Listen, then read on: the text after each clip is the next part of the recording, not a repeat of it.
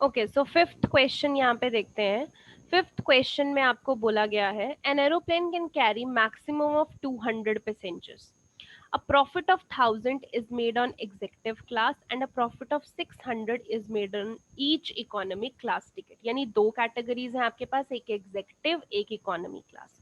तो हम ना यहाँ पे दोनों को सपोज कर लेते हैं बिकॉज टिकट्स की बात हो रही है। So let number of tickets of executive class x है और जो इकोनॉमी की टिकट्स है वो वाई है। ठीक है, यहाँ पे आगे आपको बोला, ये तो प्रॉफिट वाली बात हो गई कि इतना इतना प्रॉफिट आपका बनाते हैं। Then the airline reserves at least 20 seats for executive class. Important point, executive के लिए कम से कम 20 सीट्स होती हैं and however at least 4 times as many passengers prefer to travel by economic class than by executive class. तो आपके पास executive class के लिए 20 सीट्स कम से कम है एंड जो इकोनॉमी क्लास के लिए कितनी है, at least 4 time as many passengers prefer to travel by economy class than by executive class. Therefore, determine how many types of tickets of each type must be sold in order to maximize the profit for the airline and आपको maximum profit भी बताना है। तो आपके पास basically Z max निकालना है, maximise profit करना है। अब प्रॉफिट मैक्सिमाइज करना है यानी जब हम अपने क्वेश्चन का ऑब्जेक्टिव फंक्शन लिखते हैं, ऑब्जेक्टिव फंक्शन में हमें पता है कि जेड मैक्स करना है, प्रॉफिट मैक्सिमाइज करना है। अब प्रॉफिट मैक्सिमाइज कैसे होगा, देखो जो 1000 रुपीज है वो एग्जेक्टिव क्लास के लिए चाहिए, प्रॉफिट इतना हुआ 1000 रुपीज। सो एग्जेक्टिव क्लास अगर एक्स है सो ये 1000x हो जाएगा, प्लस जो 600 रुपीज है वो इकोनॉमी क्लास के लिए चाहिए यानी 600 इंटू वाई। ठीक है, तो आपके पास ये 600y प्लस 1000x, ये आपके पास दोनों क्लासेस का प्रॉफिट टोटल मिला के हो गया। तो ये जेड मैक्स हो गया, ये हमारा ऑब्जेक्टिव फंक्शन हो गया। अब कंडीशन कंस्ट्रेंट्स की बात करते हैं। कंस्ट्रेंट्स देखो, अब यहाँ पे ना डायरेक्ट नहीं कंस्ट्रेंट दिया हुआ, आपको वो टैबुलर फॉर्म में बनाने का मौका नहीं मिला, इन्होंने डायरेक्ट नहीं बोला जैसे आपको बाकी क्वेश्चन में बोलते हैं, आपको थोड़ा सा अलग तरीके से दिया हुआ है, तो उसको ध्यान से समझो। यहाँ पे बोला हुआ है कि an aeroplane can carry maximum of 200 passengers. यहाँ पे एक स्टेटमेंट दे रखी है कि मैक्सिमम 200 पैसेंजर ही लेके जा सकती है एक एरोप्लेन। तो यहाँ पे आपको कंडीशन लग गई ना, मैक्सिमम मतलब एटमोस्ट की कंडीशन, अगर एग्जेक्टिव जो क्लास वाले हैं वो x नंबर ऑफ पैसेंजर्स हैं और इकोनॉमी क्लास वाले y नंबर ऑफ पैसेंजर्स हैं, तो मैक्सिमम वो 200 लोग ही लेके जा सकते हैं, यानी x और y को प्लस करके मैक्सिमम यानी लेस देन इक्वल टू वो 200 लोग ही लेके जा सकते हैं। सो this is your first constraint. ठीक है, दूसरा कॉन्स्ट्रेंट देखो, यहाँ पे दिया है कि airline reserves at least 20 seat for the adjective class. Executive class के लिए कम से कम 20 सीट्स। तो आपके पास यहाँ पे एग्जेक्टिव क्लास को हम x डिनोट कर रहे हैं और वो कम से कम यानी कि ग्रेटर देन इक्वल टू कितनी, 20 सीट। ये आपके लिए सेकेंड इक्वेशन होगी। थर्ड इक्वेशन में आपको बोला है कि at least 4 times as many passengers prefer to travel by economic class than by executive class. 4 times मतलब इकोनॉमी क्लास को हमने y माना है, तो एटलीस्ट यानी कि greater than equal to 4 times किसका, आपका एग्जेक्टिव क्लास का, 4 टाइम्स ऑफ x। आप इस इक्वेशन को सॉल्व करेंगे, ये y इधर आ जाएगा, सो आपके पास y जब इधर आके नेगेटिव होता है तो साइन बदल जाता है, ये आपने इनइक्वालिटीज में सीखा था। तो y इधर आएगा तो sign less than equal to का हो जाएगा, ये ध्यान देना है, गलती नहीं करनी। So this is your third equation. अब जो बाकी इक्वेशन होती है x greater than equal to 0, y greater than equal to 0, ये आप नॉर्मल भी लिखते हो। ठीक है, सो यहाँ पे थोड़ा सा डिफरेंस ये आ गया कि आपको डायरेक्ट नहीं दिया, थोड़ा सा स्टेटमेंट फॉर्म में दे दिया, तो आपको बनाने में थोड़ी दिक्कत आ सकती है। तो आई होप अभी आपको समझ में आया होगा कैसे बनानी है। देन आप इन इक्वेशंस को प्लॉट करते हो, तो देखो पहली equation x plus y is equal to 200, ये तो पॉइंट्स आप प्लॉट कर लोगे। दूसरी इक्वेशन ये आ रही है 4x minus y is equal to 0, तो ये पॉइंट्स प्लॉट कर लोगे। तीसरी आपके पास ये x greater than equal to 20 है, ये देखते हैं कैसे करना है। यहाँ पे पहले तो आपने x प्लस वाई 200 के पॉइंट्स प्लॉट किए, x0 200 एंड इधर आपके पास 200 कॉमा 0, तो ये आपके पास लाइन बन चुकी है। यहाँ पे इस लाइन का एरो डाल के लिख दिया। Then 4x minus y is equal to 0, इसके आपने पॉइंट्स प्लॉट किए, तो ये जा रही है, यहाँ पे एरो डाल के आपने ये लाइन बना दी।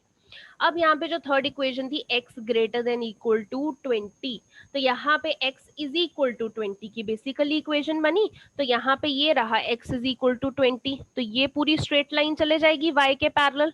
तो यहाँ पे y के पैरेलल पूरी ये स्ट्रेट लाइन चले गई। x यहाँ पे प्लीज इक्वल टू, मैंने ग्रेटर देन गलती से लिख दिया, जब आप इक्वेशन बनाते हो तो इक्वल टू का साइन ही हमेशा लिखना। तो x इक्वल टू 20 आ गया आपके पास। तो ये आपकी पैरेलल लाइन बन गई।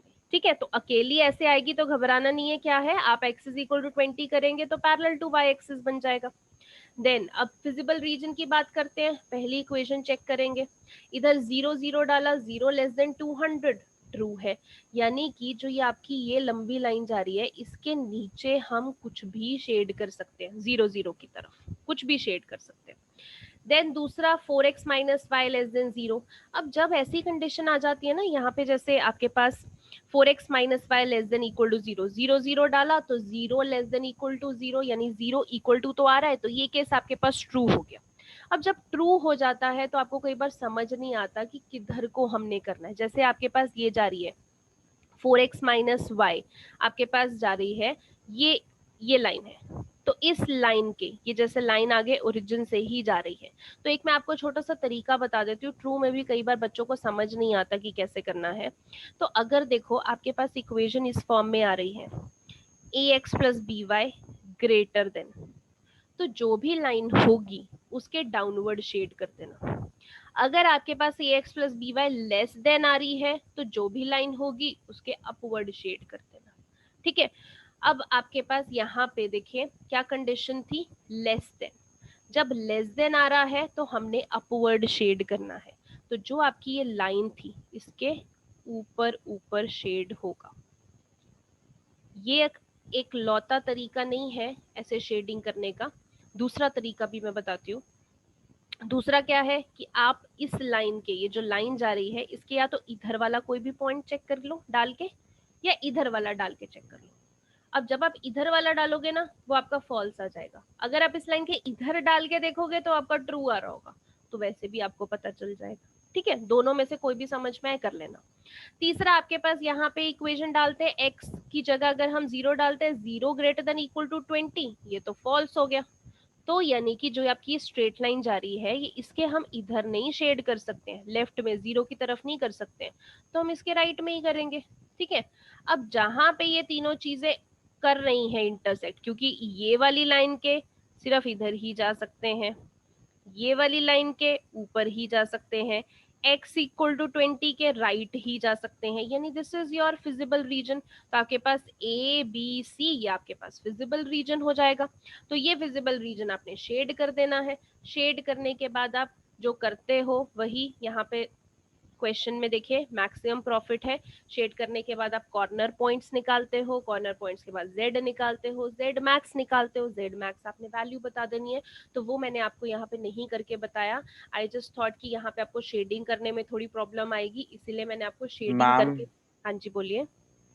मैम जो AC का है वो कैसे हमने पता लगाया कि लेफ्ट साइड को करना है? ए सी का ये 4x माइनस वाई वाला ना, तो यहाँ पे देखो यस आप मैम। यहाँ पे 0 लेस देन इक्वल टू 0, तो 0 इज इक्वल टू 0 ट्रू आ जाता है। तो ये वाली लाइन में बच्चे कंफ्यूज हो जाते हैं कई बार कि इधर को शेड करे, क्योंकि ये भी आगे से देखो 0 0 से पास कर रहा है, यहाँ पे जा रहा है ना ये वाली लाइन 0 0 से पास कर रहा है, तो कई बार लेफ्ट को करें या राइट को करें, कैसे शेड करना है वो कंफ्यूज हो जाते हैं। तो एक तरीका तो है कि इस लाइन के राइट साइड आप कोई भी पॉइंट डाल के देख लो, 60 60 डाल के देख लो, 80 80 डाल के देख लो, वो फॉल्स आ जाएगा, तो आपको पता लग जाएगा कि इधर राइट साइड नहीं शेड करना। ठीक है, दूसरा तरीका क्या है कि अगर आपके पास इक्वेशन इस फॉर्म में आती है ax प्लस बी वाई, अगर तो ग्रेटर देन का साइन होता है तो वो लाइन के नीचे को शेड कर देना, अगर लेस देन का साइन होता है तो उस लाइन के ऊपर को शेड कर देना। तो यहाँ पे 4x minus y less then 0 था, तो लाइन के ऊपर शेड होगा।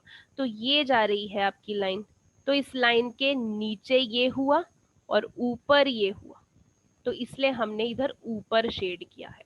और क्योंकि कॉमन रीजन आ रहा था तो सिर्फ इतना ही रीजन शेड होगा, वैसे इस लाइन के ऊपर शेड होगा, ये आपको पता लग गया।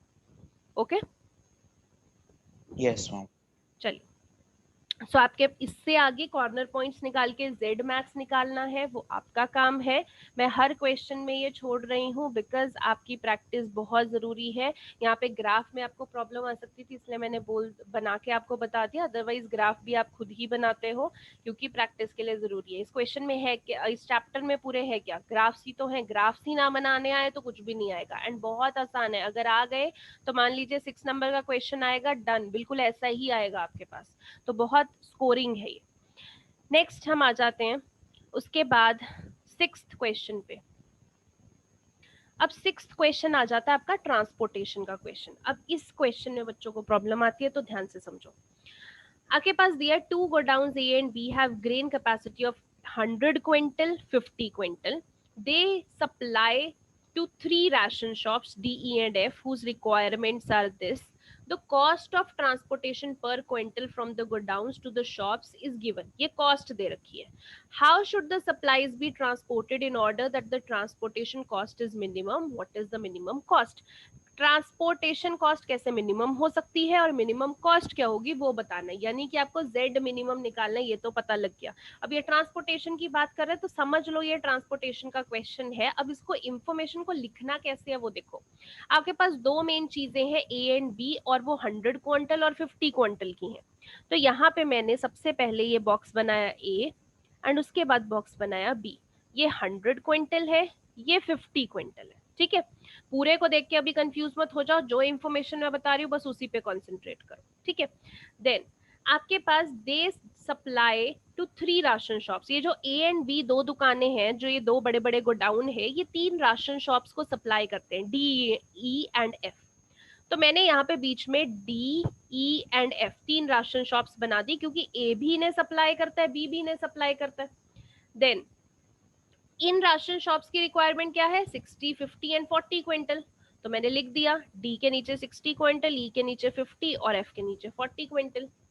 अब द कॉस्ट ऑफ ट्रांसपोर्टेशन आपको ये दे रखी है, ये तो कॉस्ट ऑफ ट्रांसपोर्टेशन है, ठीक है। हम पहले यहाँ पे बात कर लेते हैं। मान लीजिए यहाँ पे ए जो है 100 क्विंटल टोटल था उसके पास। अब वो डी को भी कुछ सप्लाई करेगा। मान लीजिए कि वो डी को एक्स क्वांटिटी सप्लाई कर रहा है। अब ई को भी उसने कुछ सप्लाई करना है। मान लीजिए ई को वो वाई क्वांटिटी सप्लाई कर रहा है। एफ को भी सप्लाई करना है। अब एफ को कितना करेगा, देखो टोटल अगर तुम्हारे पास 100 है, उसमें से एक्स तुमने डी को दे दिया, वाई तुमने ई को दे दिया, तो एफ को देने के लिए क्या बचा, 100 में से एक्स और वाई माइनस कर दोगे, इतना ही बचेगा तुम्हें देने के लिए। तो ये इंफॉर्मेशन लिख दी, ठीक है। अब आ जाते हैं बी के ऊपर। बी ने भी तो इनको देना है ना भाई। तो बी अब देखो डी को कितना देगा, यहाँ पे बच्चों को प्रॉब्लम आती है। अब कितना देगा देखो, डी के पास रिक्वायरमेंट कितनी है, 60 क्विंटल, 60 क्विंटल उसे चाहिए। 60 में से एक्स तो ए दे चुका है ना उसे ऑलरेडी। अब 60 में से x अगर माइनस कर देंगे, जितना बचा होगा उतना ही b देगा, क्योंकि 60 से ज्यादा तो d को चाहिए ही नहीं। अब अगर a x दे चुका है तो b उसको कितना देगा, 60 में से x माइनस करके जितना बचा होगा उतना ही देगा, ठीक है। आई होप ये पॉइंट समझ में आया हो। ऐसे ही e को देखो।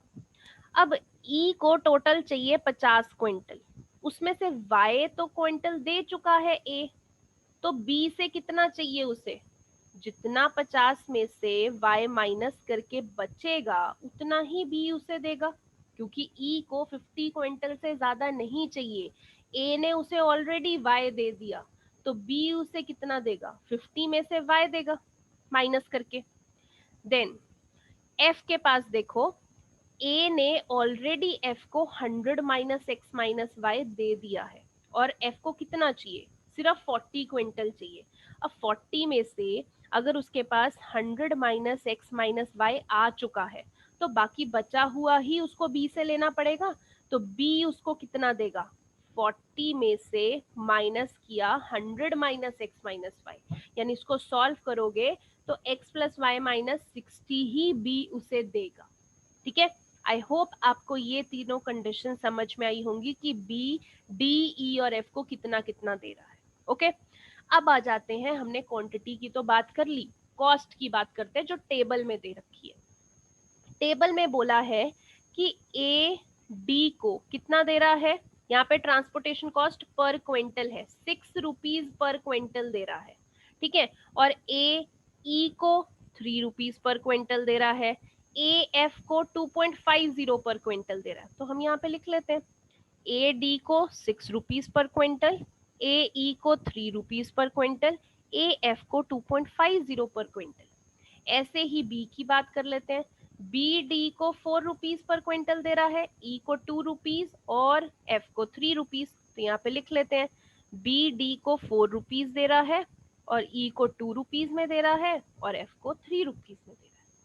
अगर आपने ये सारा का सारा ये बना लिया डायग्राम, करेक्ट इंफॉर्मेशन करेक्ट लिखी, देन आपका आगे कुछ ज्यादा मुश्किल पार्ट नहीं है। बच्चों को मेन ये डायग्राम बनाने में प्रॉब्लम आती है। डायग्राम में भी देखो ए की तरफ से तो आप सीधा सीधा लिख लेते हो, बी की तरफ से आपको लिखने में प्रॉब्लम आती है। आई होप वो आपको समझ में आया हो।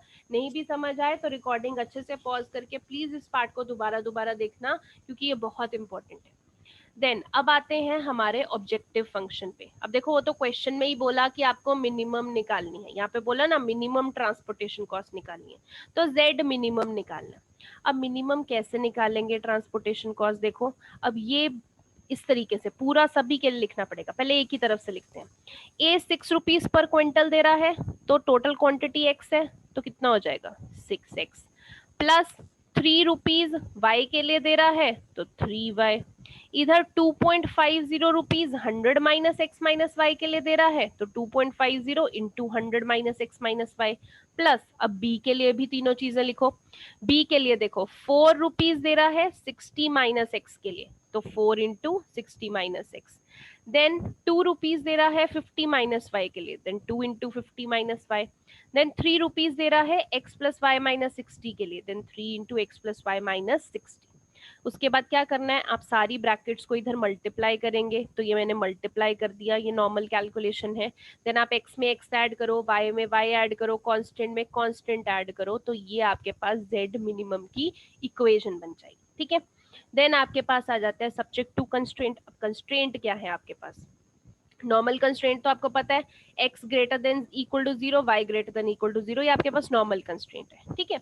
दूसरा, अब देखो यहाँ पे फिर से फिगर में जाते हैं हम। यहाँ पे पहला कंस्ट्रेंट x क्वांटिटी का था, वो ग्रेटर देन इक्वल टू 0। दूसरा कंस्ट्रेंट y क्वांटिटी का था, ग्रेटर देन इक्वल टू 0। तीसरा कंस्ट्रेंट क्या था, 80 माइनस एक्स माइनस वाई।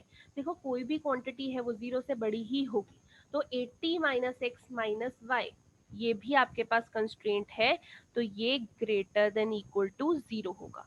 यहाँ से देखो आप x राइट साइड पे लेके जाएंगे, y राइट साइड पे लेके जाएंगे, तो आपके पास इधर x plus y less than equal to 100 बन जाएगा। ये आपकी इक्वेशन बन गई, this is your equation number 1। Then दूसरा, अब कंस्ट्रेंट पे आ जाओ इधर। उसके बाद 60 माइनस एक्स, ये भी तो क्वांटिटी है, ये भी ग्रेटर देन इक्वल टू 0 होगी, तो इसको भी लिख लेते हैं 60 minus x greater than equal to 0। ये राइट साइड पे जाएगी तो x less than equal to 60, ये दूसरा कंस्ट्रेंट हो गया।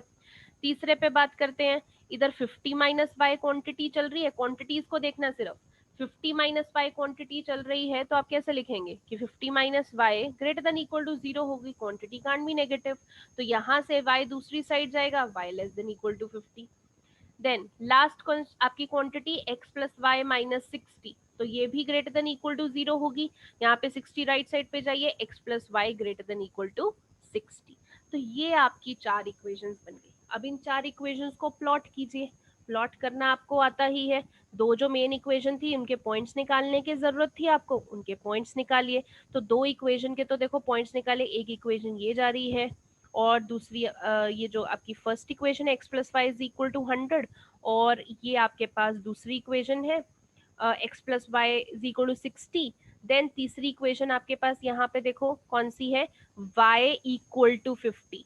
तो y इक्वल टू 50 आपको प्लॉट करना है, तो ये रहा, ये y 50 चल रहा है, तो यानी कि ये पूरी की पूरी स्ट्रेट लाइन किसके पैरेलल बनेगी, x एक्सिस के पैरेलल बनेगी, y इक्वल टू 50, ठीक है। और एक और आपके पास इक्वेशन थी x इक्वल टू 60, तो यहाँ पे x इक्वल टू 60 यानी कि ये रहा x एक्सिस पे 60, तो यहाँ पे स्ट्रेट लाइन बनेगी y एक्सिस के पैरेलल, तो ये बनेगी। उसके बाद आपने ये शेडेड रीजन करना है। अब ये शेडेड रीजन आप खुद ट्राई करोगे, मैंने आपको ऐसा वाला करवा दिया है क्वेश्चन, आपको समझ में आना चाहिए कि ये शेडेड रीजन कैसे होगा। मैं तो बता दूंगी बट आप खुद जब बनाएंगे तो बेटर समझ पाएंगे। प्रैक्टिस से ही ये चैप्टर आ सकता है, it needs just practice. And इतना सिंपल और स्कोरिंग चैप्टर है, प्लीज मत छोड़ के जाना इस डर से कि हमें इक्वेशन बनानी नहीं आ रही, हमें शेडेड रीजन समझ में नहीं आ रहा। वो सिर्फ प्रैक्टिस से आएगा। एक बार बैठ के करके देखो, आपको डेफिनेटली आएगा, हो ही नहीं सकता कि आपको ना आए। बहुत सिंपल चीज है, एक बार कॉन्सेप्ट समझो। तो ये आपने शेडेड रीजन करना है। अब शेडेड रीजन कर लिया, कॉर्नर पॉइंट्स निकाल लिए, ये रहे आपके पास कॉर्नर पॉइंट्स, आपने ए बी सी डी निकाल दिया, ये आपका जेड था। अब सब में यहाँ पे एक्स की जगह वाई की जगह ये वैल्यूज पुट करो। जब वैल्यू पुट करोगे तो हमें पूछा मिनिमम कॉस्ट, तो मिनिमम इन 510, 610, 620, 560, सबसे मिनिमम क्या है 510 आपके पास आ रहा है। अब मिनिमम कॉस्ट आपके पास कितनी आ रही है 510, और कहाँ पे आ रही है ए पे 1050, यानी जो आपके पास टाइप ए के थे वो 10 चाहिए थे आपको और बी के चाहिए थे 50। So minimum cost at 10 and 50। और यहाँ पे आपको यही पूछा था, ट्रांसपोर्टेशन कॉस्ट कैसी सप्लाईज होनी चाहिए वो हमने निकाल दिया 1050, एंड मिनिमम कॉस्ट आपके पास क्या आ रही है वो भी यहाँ पे आपने बता दिया 510। ठीक है, इसके अगला जो क्वेश्चन है, और हाँ सॉरी यहाँ पे आपके पास how should the supply, sorry how भी बोला हुआ है, how should the supplies be transported. तो हाउ वाला पार्ट भी प्लीज समझा देना, क्योंकि वो एक नंबर का होता है। हाउ वाला पार्ट कैसे है कि ट्रांसपोर्टेशन कैसे होगी कि मिनिमम चले। तो देखो अब आपने यहाँ पे निकाल दिया ना, ये आपके पास ए पॉइंट था ये एक्स है, ये बी पॉइंट था ये वाई है। अब फ्लो चार्ट में आप यहाँ पे देखो जो हमने बनाया है इसका डायग्राम, तो उसमें आपके पास ए अगर डी को देगा तो एक्स देगा, तो आप बता देना एक्स की वैल्यू जितनी निकाली है। ए ई को देगा तो वाई देगा, वो बता देना। ए एफ को देगा तो कैसे देगा 100 माइनस एक्स माइनस वाई, तो उतनी क्वांटिटी भी आपको पता लग जाएगी, सिर्फ वैल्यूज पुट करनी है एक्स एंड वाई की, तो एक्स एंड वाई की वैल्यू पुट करके पता लग जाएगी। ऐसे ही आपने बताना है बी डी को कितना देगा 60 माइनस एक्स देगा, तो एक्स की वैल्यू डाल के क्वांटिटी निकालो। बीई को कितना देगा 50 माइनस वाई देगा, वाई की वैल्यू डाल के क्वांटिटी निकालो। बी एफ को कितना देगा x प्लस वाई माइनस 60 देगा, तो x और y की वैल्यू डाल के निकालो क्वांटिटी कितनी आ रही है। तो वही चीज यहाँ पे लास्ट पार्ट में मैंने कर रखी है कि ए डी को कितना देगा 10 और ए ई को कितना देगा 50, ए एफ को कितना देगा 40, यहाँ पे बी डी को बी ई को बी एफ को, तो ये सारी चीजें आपने कर देनी है। ओके, सो आई होप आपको ये समझ में आया हो। जो अगला क्वेश्चन है question number 7, so question number 7 बिल्कुल क्वेश्चन नंबर 6 के जैसा है, सो प्लीज इस क्वेश्चन को ट्राई करना। देन उसके बाद आपके पास 8th क्वेश्चन बचता है, हालांकि मुश्किल नहीं है, आई वुड सजेस्ट कि एक बार जरूर ट्राई करो, बिकॉज ये वही है जो आप 12.2 एक्सरसाइज में कर चुके हैं या अभी मिसलेनियस में जैसे क्वेश्चन कर रहे हैं। तो 7th क्वेश्चन तो आपका इसलिए मैं बोल रही हूँ बिकॉज ये ट्रांसपोर्टेशन पे क्वेश्चन है, बिल्कुल 6th क्वेश्चन जैसा है। सो 8th क्वेश्चन ट्राई कीजिए, नहीं होता तो मैं डेफिनेटली आपको समझाऊंगी, बट एक बार गिव इट अ ट्राई। सो आज का लेक्चर इतना ही है, 8th क्वेश्चन तक का आप कीजिए, ऑलमोस्ट वैसे ये खत्म हो ही चुकी है। यहाँ पे आपके पास 9, 10th है, हालांकि आप कर सकते हैं, बट स्टिल अगर आप आज 8th क्वेश्चन तक भी कंप्लीट कर लेते हैं इतना बहुत है, आगे का मैं आपको करवा दूंगी। और 8th क्वेश्चन तक ना भी हुआ तो एटलीस्ट प्लीज 7th क्वेश्चन तक जरूर कर लेना, बिकॉज इतना करना इंपॉर्टेंट है, आज के आज याद रह जाएगा एंड आपको समझने में भी आसानी रहेगी। ठीक है, सो आज का लेक्चर इतना ही।